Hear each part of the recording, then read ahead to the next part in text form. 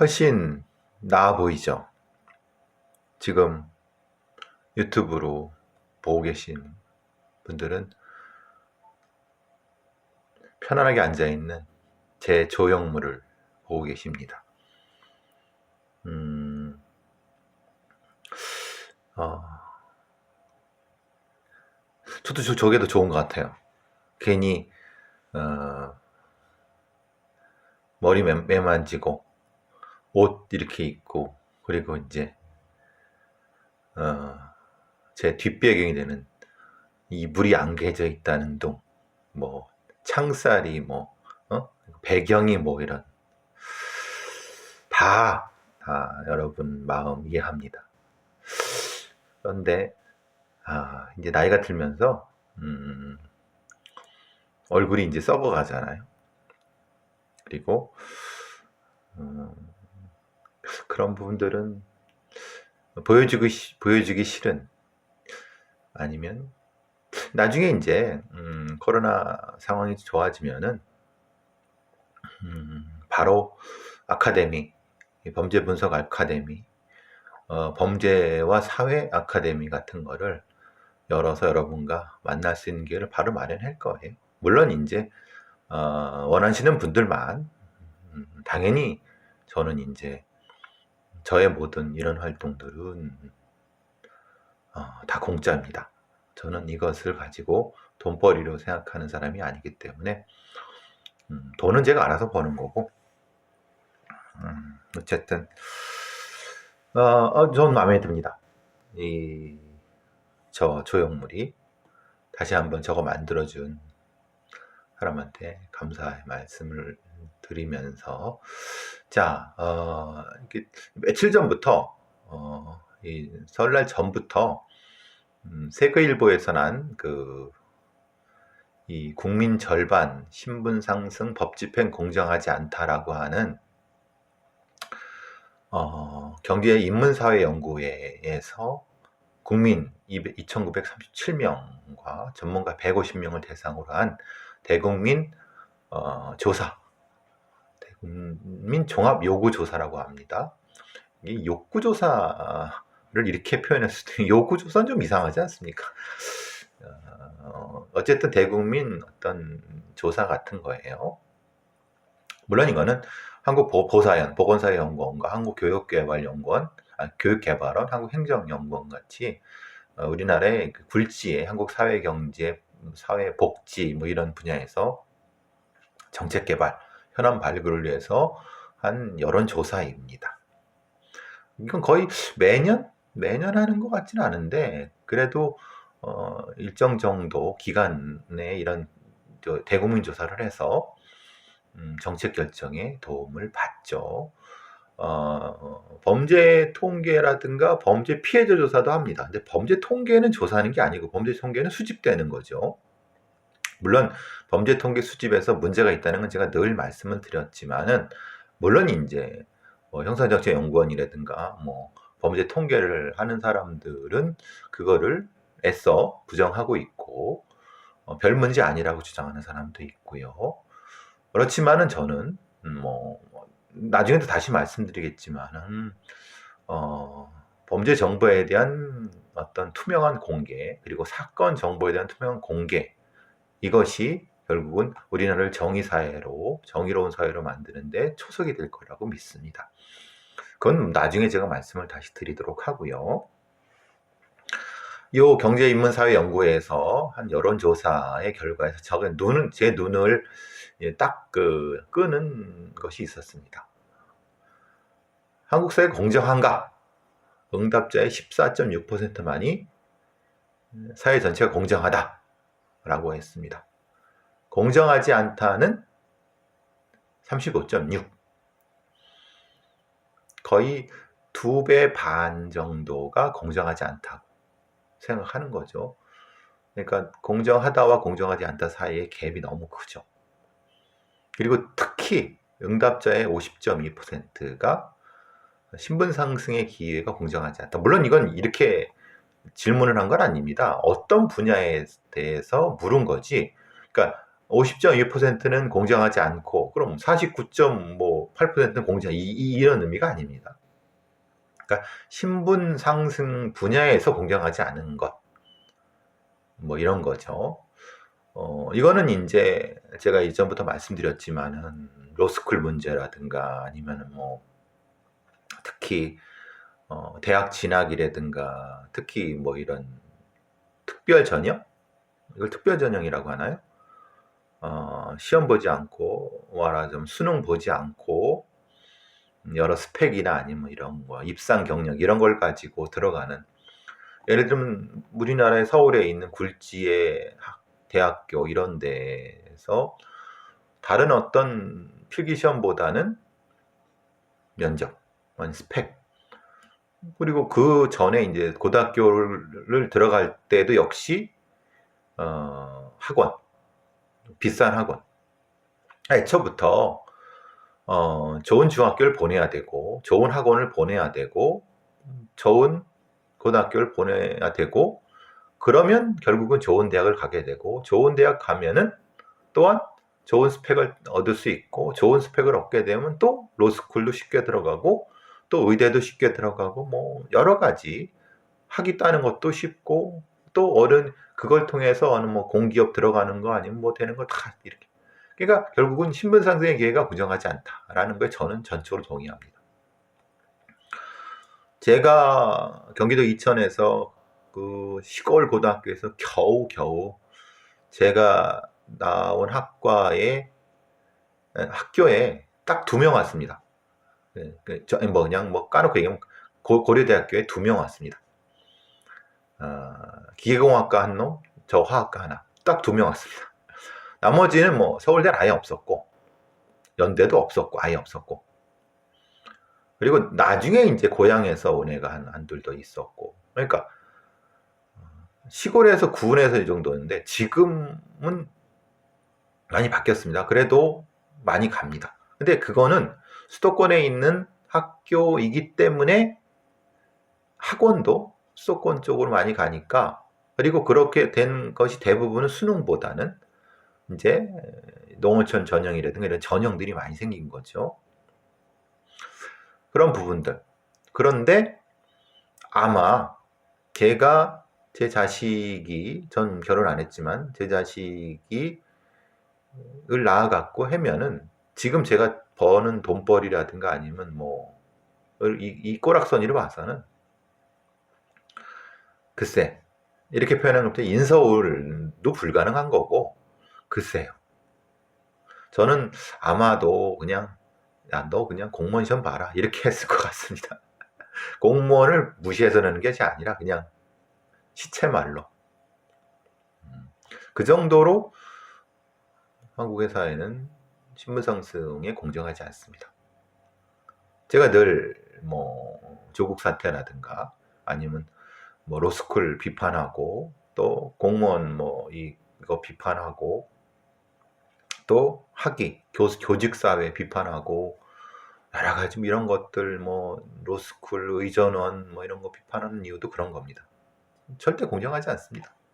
있는 놈이 갑니다. 그게 반복되고 겨우 그냥 뭐 어퍼머티브 액션 그게 미국 같은 데서 있었던 어퍼머티브 액션 자체도 없습니다.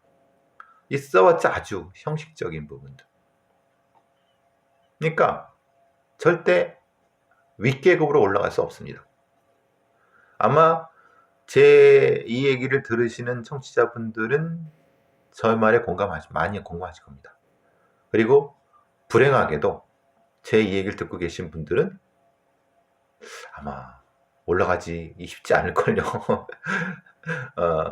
올라가기 쉬운 사람들은 제 방송을 듣지 않겠죠. 들을 이유도 없고 방송이 있는지도 모릅니다. 그게 관심도 없습니다. 아예 이런데 왜? 아니 굳이 뭐 이렇게 시끄럽고 이런데 했겠습니까? 안 그렇습니까? 다음 얘기는 이제 49.1%는 법 적용과 집행이 공정성이 부정했다. 즉 말하자면 법 집행이 공정하지 않다. 그러니까 유전무죄 무전유죄고 정관예우부터 시작해서 하다못해 경찰서 조사 받을 때부터 시작하고 뭐 할 때부터 돈 있는 놈들이 결국은 법 적용과 집행에서 빠져나가고, 이건 법의 이론에 있습니다. 제가 가리키는 범죄사회학 이론에 있습니다. 법의 현실 이론, 법의 양 이론에 이미 미국의 학자들은 이미 다 연구에서 이론을 적용하고 있는 거. 제가 책을 쓰려고 하는 부분도 바로 그 부분입니다. 공정하지 않은. 그러니까 첫 번째 제 책의 제목이 누가 진짜 범인인가지 않습니까? 이건 꾸준히 사고 있는데, 두 번째 범죄 피해자인데, 세 번째 책은 번역서 빼고 CCM 빼고 세 번째 책은 대한민국은 공정한가. 제목은 대충 그 정도, 그러니까 제목보다는 대충 내용은 그 정도일 겁니다. 대한민국은 공정한가. 그 정도? 그게 결국은 그 얘기죠. 범죄는 만들어진다. 비슷한 맥락이죠. 범죄는 만들어진다라고 저는 생각합니다. 그리고 범죄는 만들어지고 범죄가 어떻게 만들어진 메커니즘을 구체적인 그 사건과 수사 과정을 통해 입증하고 재판 과정을 통해 입증하면서 그것이 어떻게 사회적 현실이 되는가를 사회학적 관점에서 규명하려고 합니다. 어쨌든 지금 딴소리가 되는데, 그렇게 되다 보니까 대기업 거래, 사회적 약자 배려 같은 일자리 이런 다 부정적인 응답이 높았다는 거예요. 근데 저는 그 다음이 사실은 제 눈을 뜨게 만든 게 뭐냐면, 전문가 집단에서는 사회 전체가 공정하지 않다는 응답이 19.3이에요. 그러니까 사회 전체가 공정하지 않다는 게 19.3인데 일반 국민은 35.6이에요. 아까 말씀드린 것처럼. 희한하죠. 그러니까 전문가들이라고 하는 사람들, 소위 말하는 지식인들인 거죠. 지식인들은 우리 사회가 공정하지 않다는 것에 19.3인데 일반 국민은 그거에 거의 2배가 넘는 35.6이 공정하지 않다 그랬잖아요. 왜 그런 게 날까요? 결국은 지식인들, 전문가라고 하는 사람들도 뭡니까? 기득권이라는 거예요. 그러니까 자기들은 그 자리에 공정하게 왔다는 거죠. 근데 일반 국민들은 아니라는 거예요. 전문가 니들도 결국 거기 가게 되는 거 자체가 불공정하다. 이 인식은 사실 굉장히 중요합니다. 우리 사회의 어떤 지식인 집단이라든가 전문가 집단이 불신받고 있고, 오히려 지식인 집단이라든가 이런 사람들이 계층 상승의 사례를 차버리는 그 메커니즘의 한 축을 담당하고 있다라고도 볼 수 있다는 겁니다. 반대로 이제 전문가 집단에서 공정하다고 대답한 응답률이 30%예요.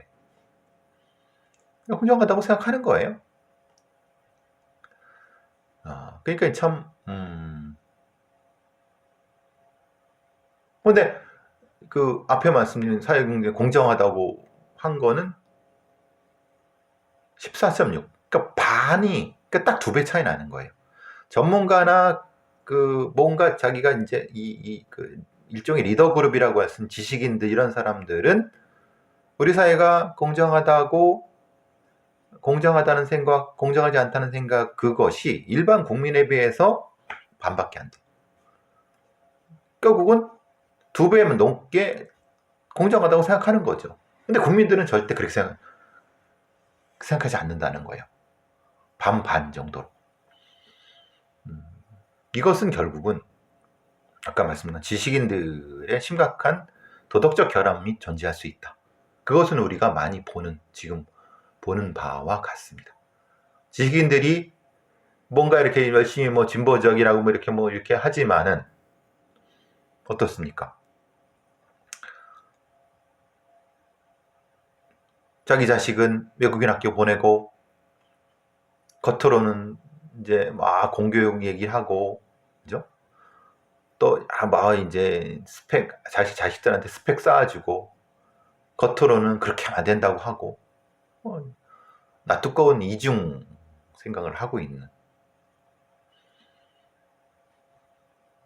글쎄, 이게 참, 저는 이 부분이 사실은 제 마음에 확 와닿았습니다. 다른 거는 뭐 여러분 많이 아시는 것처럼 뭐 사회 갈등은 뭐 여러 가지 건 여러 가지 면에서 있지만, 경제 문제도 뭐 집값, 부동산 뭐 다 알고 있는 건데, 생활비, 일자리 뭐 이런 부분들, 그래서 일자리 창출, 지역 경제 활성화 이런 부분들. 이제 그럼 결국은 이제 뭘 해야 되느냐 이렇게 얘기되면서 나오는 게, 뭐 일자리, 취약층을 위한 일자리라든가 이런 것들, 지역 경제 활성화 이런 것들 되는데, 그 뒤에 나온 것이 뭐냐면은 수능 개선. 그리고 근데 여기서 나온 게 아까와 연결이 돼요. 대입에서 생기부 반영을 더해야 된다는 것은 16.4밖에 안 된다고 합니다. 왜 그런지 아시겠죠? 결국은 생기부 자체가 공정하지 않다는 걸 얘기를 하는 거죠.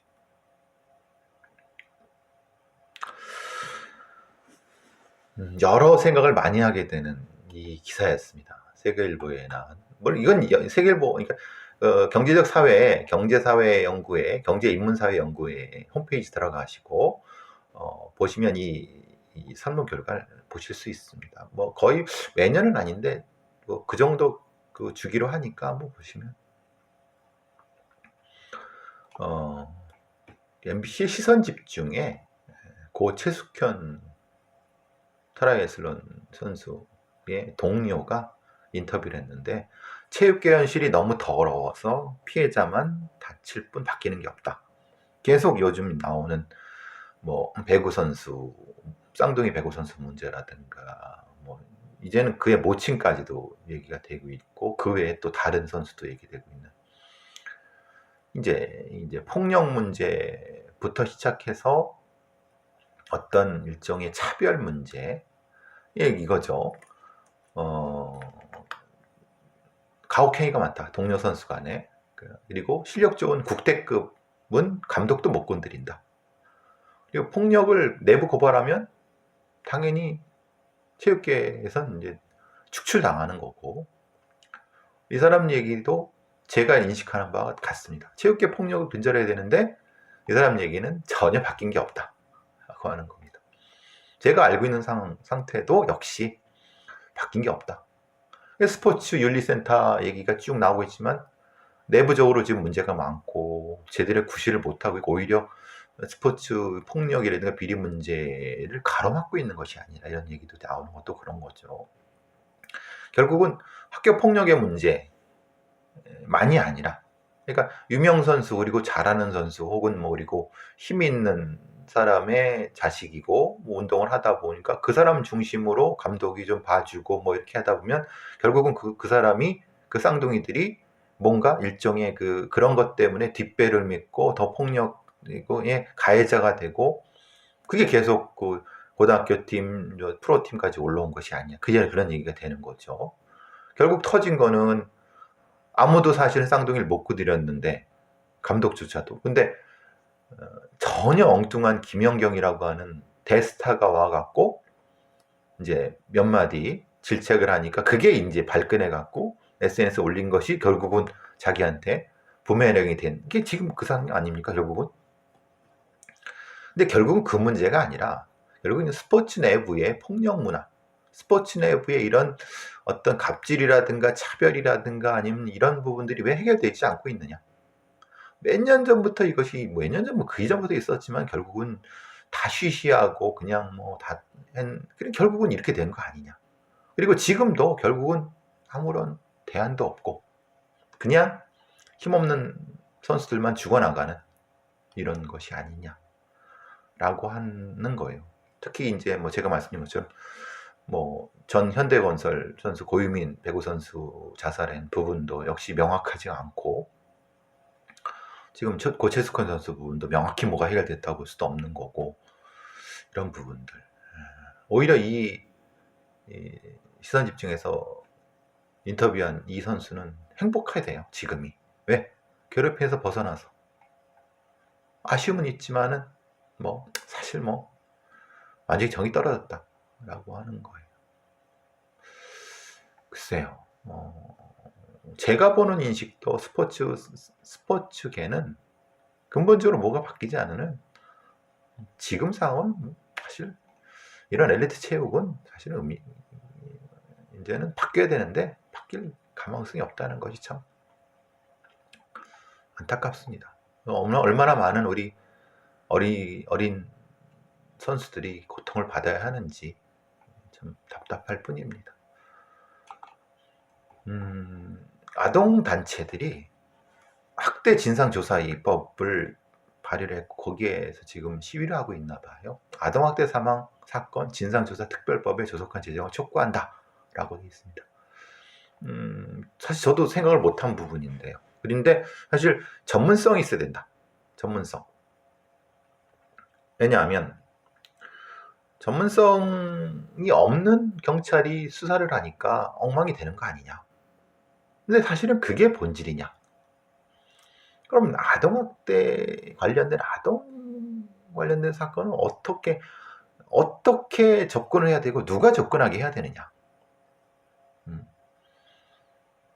이 단체에서 지적하는 것처럼 아동학대 사건의 공적 조사 체계를 두고 있지 않다.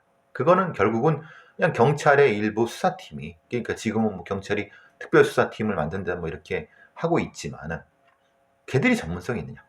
사실은 그건 뭐 전문성이 없다는 거 우리가 다 아는 거고 전문성을 지금 키우겠다고 하는 거지 않습니까? 근데 지금 더불어민주당의 김상희 의원이라든가 이런 사람들 얘기는 대통령 산하 아동학대 사건 사망사건 진상조사위원회를 설치해서 2018년 1월 1일부터 법 시행일 전까지 발생한 아동사건 사망사건의 진상조사 필요한 사건을 조사할 수 있도록 권한을 줘야 되는 거 아니냐. 압수수색, 영장청구, 자료 제출 추석 요구, 현장 조사권의 권한을. 그렇지 않고는 이 아동학대의 사슬을 끊을 수 있느냐라고 하는 거예요.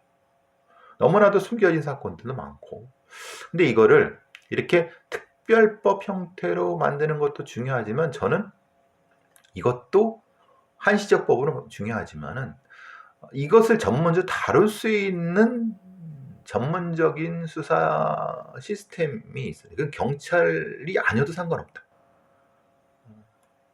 바깥이어도 상관없다. 어쨌든 실제로 은폐되고 묻혀지는 부분들 그걸 좀 발본색원할 수 있는 계기는 마련해야 되는 거 아니냐. 꼭 그것이 경찰이 해야 될 필요는 없다. 검찰 애들은 어차피 뭐 하지 않을 거니까 그러면은 누가 어떻게 그리고 시스템적으로 숨기지 않고 이 부분 어떻게 할 거냐. 이 부분을 고민을 해야 된다는 거죠. 한번 이 부분은 이제 특별법은 좀 더 한번 살펴봐야 될 것 같아요. 예전부터 이제 저도 얘기했고 많은 시민단체에서 얘기한 바가 있습니다. 이거는 뭐냐면 사실적시 명예훼손죄에 대한 부분입니다. 사실적시 명예훼손죄라고 하는 것은 우리나라에는 명예훼손죄가 있는데 명예훼손죄가 두 가지 있습니다. 허위사실에 대한 명예훼손죄가 있고 사실적시 명예훼손죄가 있습니다.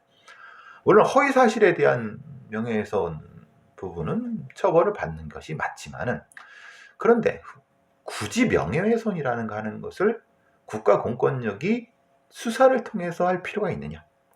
그래서 뭐 서구의 여러 나라들은 명예훼손이라고 하는 부분을 형사가 아니라 민사로 간다.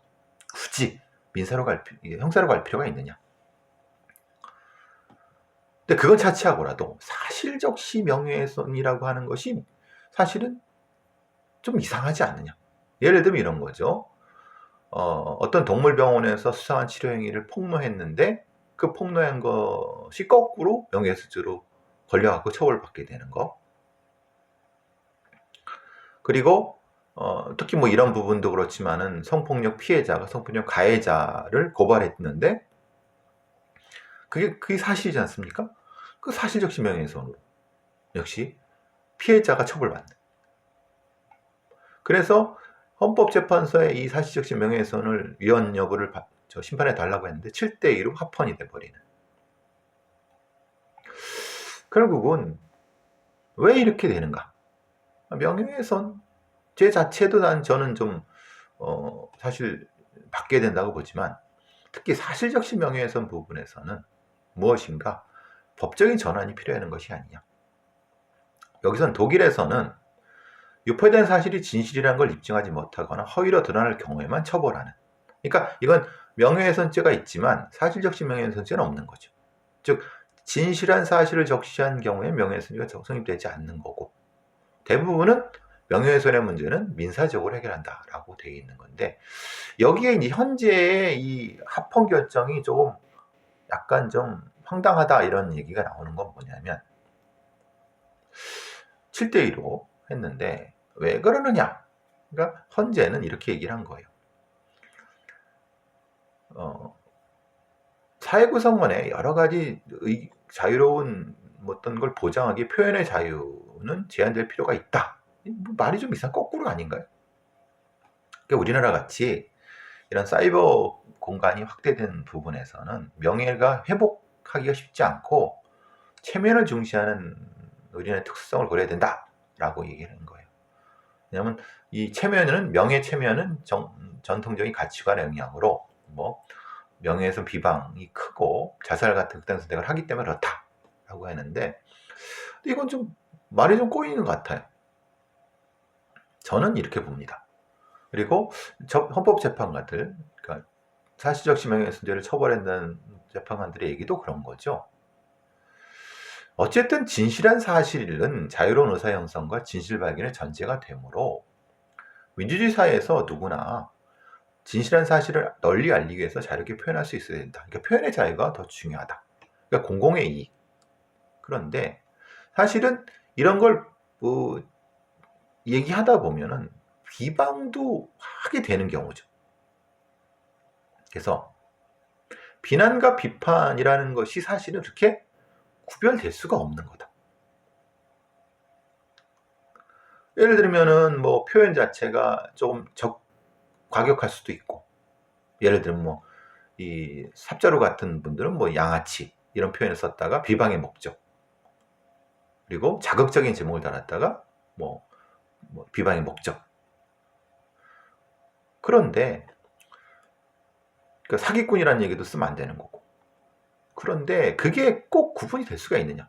그러니까 그렇게 조금 어떤 표현 자체가 과하지만은, 과한 것은 공공의 이익, 그 사실을 알릴 목적으로 했다고 하면 그것도 사실은 공공의 이익에 부합하는 것이 아니냐, 이런 생각을 하는데, 결국은 저는 그렇게 생각합니다. 우리나라의 전통적인 체면을 중시하는 문화 이렇게 하지만 그거는 과거의 문제고, 그거보다는 결국은 이 전체적인 사회 시스템을 유지하려고 하는 기득권을 가진 사람들이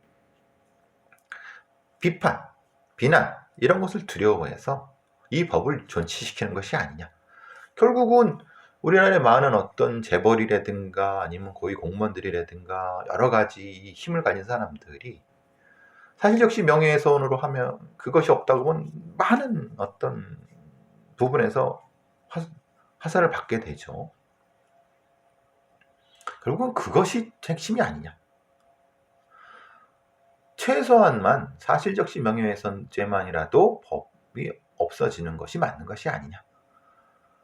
그러니까 명백하게 허위 사실을 적시해서 명예훼손되는 부분은 그건 처벌한다 하더라도 이 부분은 좀 상당히 깊이 논의를 해야 될 거라고 봐요.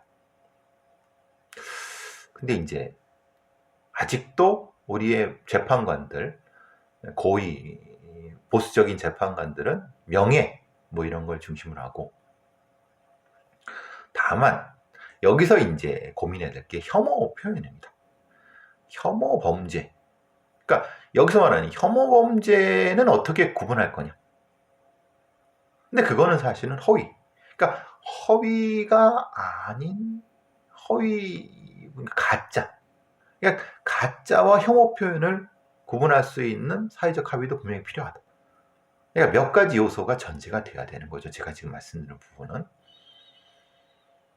어쨌든 사실적시 명예훼손죄에 대한 부분은 끊임없이 논의가 될 겁니다. 표현의 자유 영역과 그리고 또 다른 쪽은 혐오 표현, 혐오 범죄와 연결이 되고 사이버상의 괴롭힘 부분도 있고 또는 스토킹 부분도 있고 이런 것들이 종합적으로 고민이 돼야 되는 부분입니다.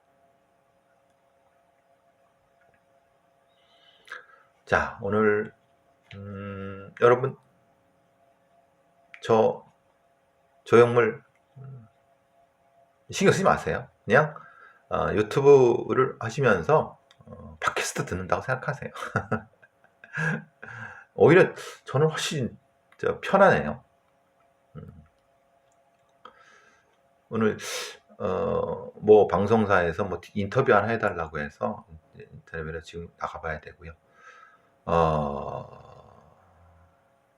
앞으로는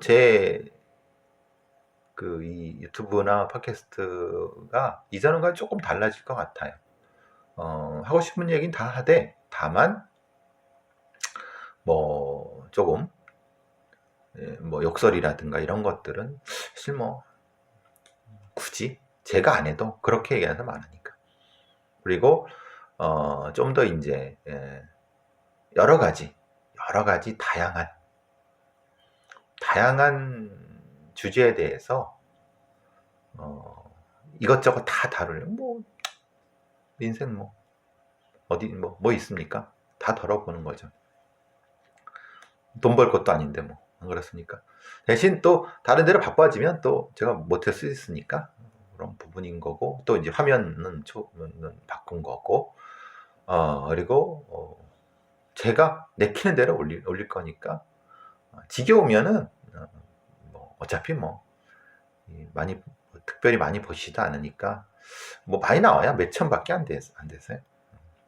어쨌든 그리고 조만간 번역본이랑 책 나오니까 그걸로 그리고 거리두기 완화되면 직접 또 만나 뵙고 여러 토론도 하고 여러분이 공부를 하고 싶다면 언제든지 저는 공부를 시켜드릴 용의가 있습니다. 자, 오늘 여기까지 하겠습니다.